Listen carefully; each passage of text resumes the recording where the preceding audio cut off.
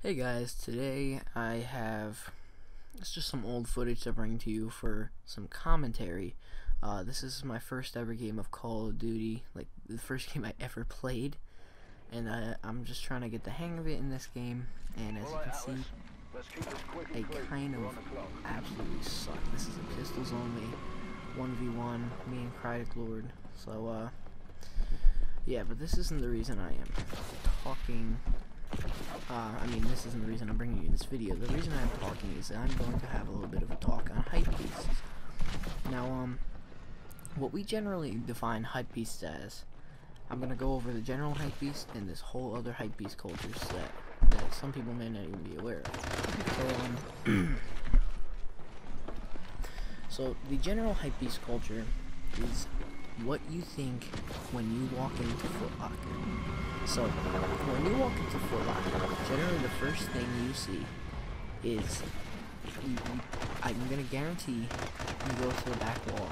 I don't know if this is how it is in your local Foot Locker, but if you go right to the back wall of Jordan's, you will see so many kids sitting there. And this is how you pick up that idea of a hypebeast. So, they're almost always, like, with their mom or dad. So, you know, you already got the factor, if they're young, that is.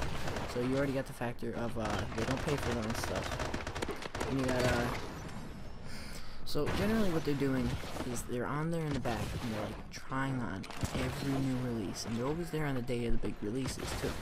So what you'll see is they're already wearing like foam posits or Jordans or something, and they're always trying on foam posits or Jordans or something. So one time I was in the store and I was with a friend in Foot Locker, and I was talking about some of the New Balances that were out because they started expanding the New Balance selection inside the Foot Locker, and that kid was like, there was one kid, he was wearing a Knicks beanie, he was wearing the Knicks foam posits, and he had like one of those shirts, I don't remember exactly what it said, but you know those stupid, well maybe not stupid, some of them are cool, but you know those Jordan shirts or sweatshirts that have like a picture, like a cartoon of a Jordan and of like, it's either like usually Jordan wearing the shoe or like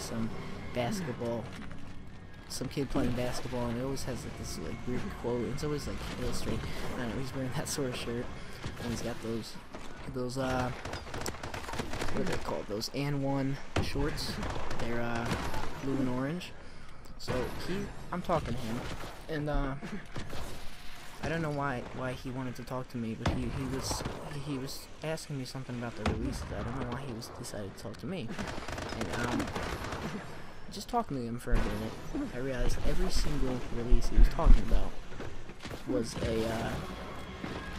either Jordan or foam posit or like LeBron, Kobe, KD, and I was like, dude, have you ever checked out like New Balance or any of the Nike running line or Nike SB? Or even Saucony or ASICs. Then he was like, you know, oh that's ugly, oh I'm not into that, like who cares about that stuff. So that's the general hypebeast. Look at that teabag though. So that's the general hypebeast. So now, the hypebeast that I want to talk about and bring to light is actually, you wouldn't even think of them as a hypebeast until you think about this. So, I got home, and this is in the same day. It was kind of bizarre how I ran into these two polar opposites, but they're absolutely the same at the same time. So I go home, and I get this comment on my Instagram, and I'm showing, it's on one of the Jordan shoes I have, and he's one of those guys that's an absolute purist, like, when it comes to collaborations, new retro runners, which I'm totally into, but this guy is just one of those guys, and this is the second type of hypebeast I would like to talk about. They are the guys that put down anybody that likes any sort of Jordan there is, and only buys New Balance collabs, Nike collabs, Saucony, ASICs. So he's kind of past that point of, oh, I wear what I like. He's more to that point of, I'm better than you because I don't wear Jordan, LeBron, Nike, etc., etc. So think of it this way: when you see those guys who say, oh, I am not a hype beast, but you always see them talking about like collaborations, retro running models, the ones generally nobody cares about, because, well, when I say nobody, I mean the usual hype beasts. So those guys are what I like to call the new hype beasts, because the old hype beasts, they've always been around. Jordan, this, like all the big brands, Yeezy. These are the new hype beasts, and they're just becoming common. If they see you even looking at a shoe that isn't like, I don't even know. They're the type of guys that you'll see like always like Ronnie Feig concepts, those kind of guys, especially Ronnie Feig. Ronnie Feig is big with these guys. Not so much Kith, the brand itself, but just his collaborations with stuff such as Saucony and New Balance.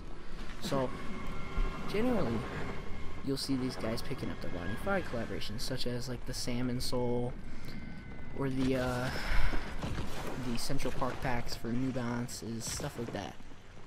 I kind of find it interesting though, because they claim to distance themselves so far from those guys that only buy Jordan, Nike, LeBron, you know, that sort of thing.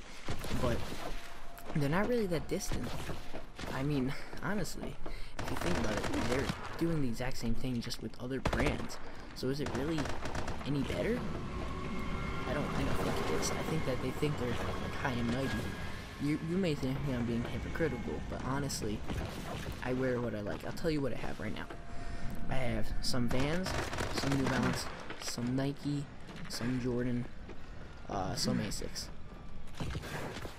I don't think there's a great amount of variation there. However, I am especially never going all spouting hate at people, especially hypebeasts or new hypebeasts. I mean, I generally keep it to myself. I just consider myself a fan of sneakers. I don't consider myself anything. However, these people who consider themselves so high and mighty over the people that only buy Nike and Jordan are really no better than the people that consider themselves so high and mighty over other people because they are able to have Nike and Jordan. You know what I mean? And if you don't know what I mean, I don't know. Take some time to think about it. If you don't think I'm making any sense, I don't know. I guess that's your opinion. But honestly, that's just my thoughts on that. So yeah, tell me what you think about that. Old hypebeast versus new hypebeast, and I will also bring you a discussion on old sneakerhead versus new sneakerhead, because there's a lot of differences between all these things. I don't know. It's kind of interesting if you think about it. But yeah, that's pretty much it. So thank you all for watching. I hope you enjoyed the commentary, and see you all next time. Bye.